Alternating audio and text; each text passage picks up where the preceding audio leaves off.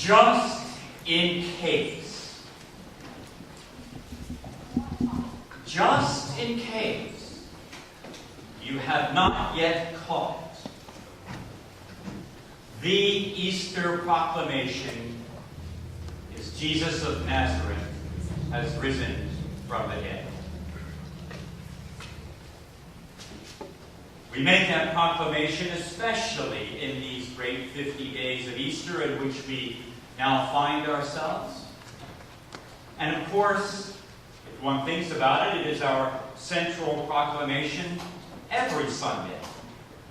It's in fact the reason that you and I worship on a Sunday, the third day, rather than the Jewish Sabbath of Saturday. And one could argue that the proclamation of Christ is risen is to be the central witness of every day of our life. And for those of you who are coming forward today for the laying on of hands, I hope that you will know that it is the central purpose of your life before anything else to be a witness to the resurrection of Jesus. Now, I am aware that every single one of you has this past week been reading from the ordination service of a bishop, right? That's what all of you have been doing. Just in your spare time, yes? But just in case you forgot to do that this week, are you aware that according to the words of the ordination service for a bishop, the first responsibility of a bishop, before anything else, according to our prayer book, is to be one with the apostles in proclaiming the resurrection of Jesus. It's a bishop's first responsibility. And in today's lesson from Acts, Peter and the apostles, after being dragged before the council to be questioned for promoting Jesus as risen from the dead, we hear their response. They say, we must obey God rather than any human authority. And they say this why? Their response again is, we are witnesses to these things. Witnesses. They couldn't help themselves. So, like them, our entire life is to be a witness. A witness in the way that we live our life. A witness to the Easter proclamation that Jesus is risen. So, what of this Thomas person today?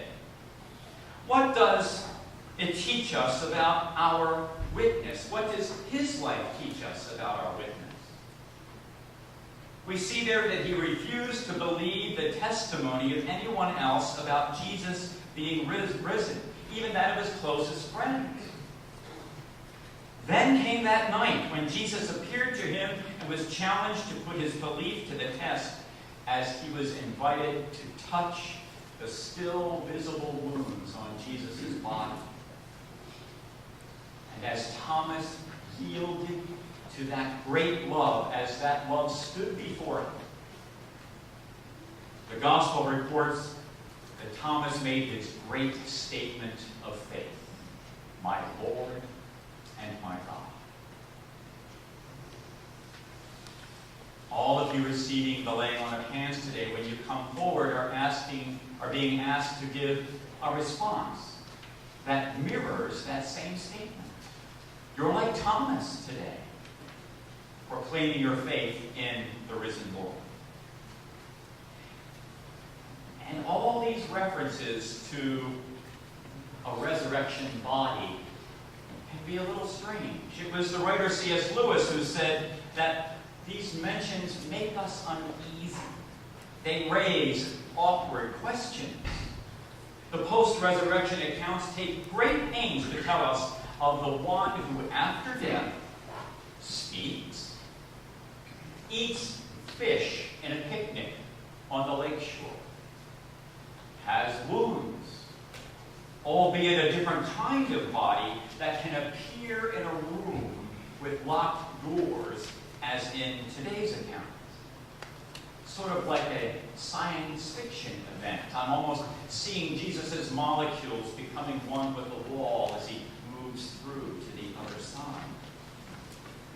John is telling us that this Jesus in the room, however he got there, is the same Jesus who was executed on that cross.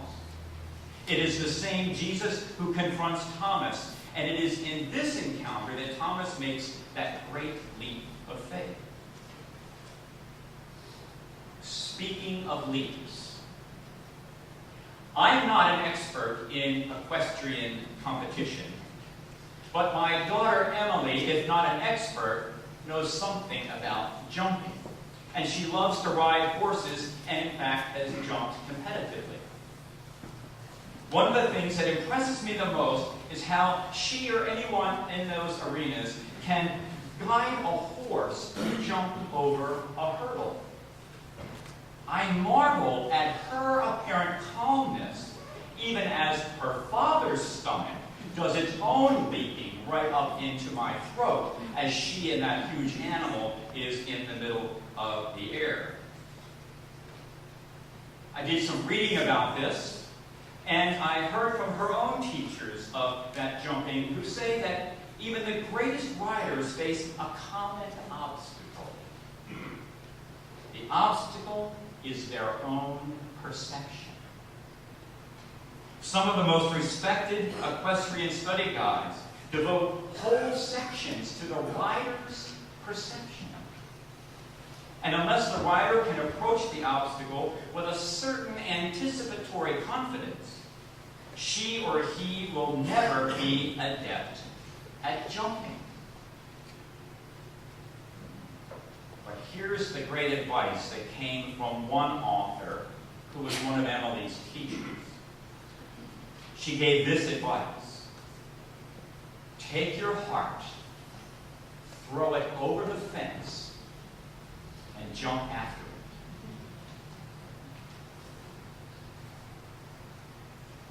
Although we tend throughout history to plaster the name Doubting Thomas on this man, it's really not fair.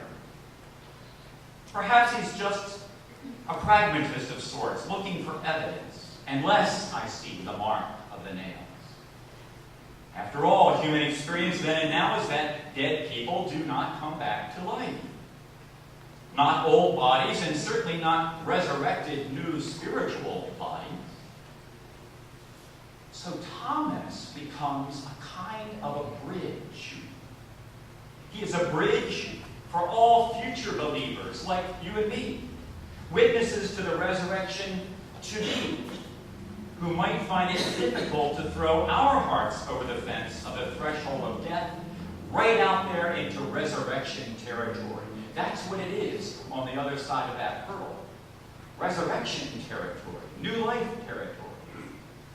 And if we read back on Thomas's life in the Bible, we find fun things about his story. We find things like mistaken turnings and confused demands and unfortunate longings.